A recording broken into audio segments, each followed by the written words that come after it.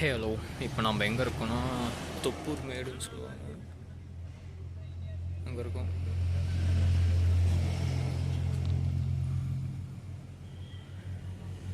எனக்கு தெரிஞ்சு ஏதோ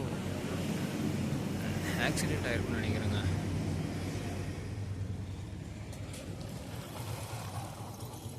அதனால தான் இது ரொம்ப டேஞ்சரான தொப்பூர் மேடுன்னு சொல்லுவாங்க. தெரிஞ்சு பாருங்கள், கிலோமீட்டர் கணக்கில் நின்றுருக்கு. இந்த சைடு ஏதோ ஒரு ஆக்சிடெண்ட் ஆகிருக்கு போல, அதனால் இந்த சைடு ஃபுல்லாக நின்றுருக்கேன். ஒரு 3/4 மணி நேரமாக நின்றுருக்கோம். பார்த்தா எப்போ வரேன்னு தெரில. ஒரு 2 நாளைக்கு ஒரு 2 வாரத்துக்கு முன்னாடி ஏதோ ஒரு ஆக்சிடெண்ட் ஆச்சு நியூஸில் பார்த்தேன்.